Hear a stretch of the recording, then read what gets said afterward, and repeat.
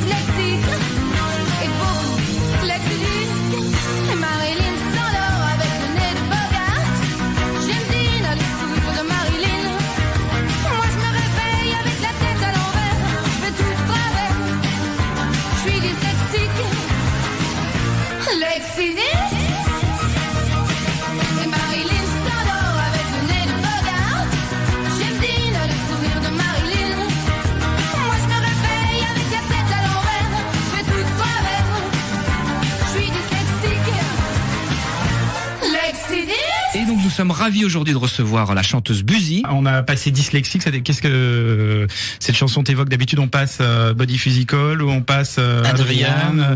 Nous, on aime bien Dyslexique. On aime bien le côté punk, un peu. Ah ouais, c'était mon premier titre. Ouais. Donc oui, c'était assez punk.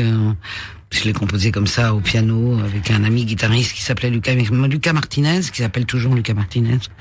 Et je crois pas que je connaissais ma tonalité.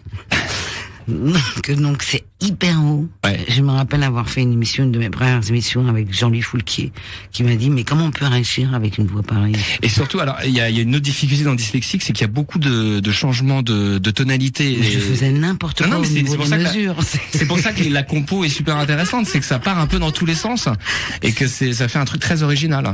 Il y avait du 6-8, je mélangeais tout. Je m'en foutais moi du 4-4. Hein. Mais d'ailleurs, ce qui est marrant, c'est que la chanson s'appelle Dyslexique. Alors je sais pas si t'es dyslexique vraiment dans la vie, mais j'ai été dyslexique quand j'étais adolescente. Enfin oui, enfant.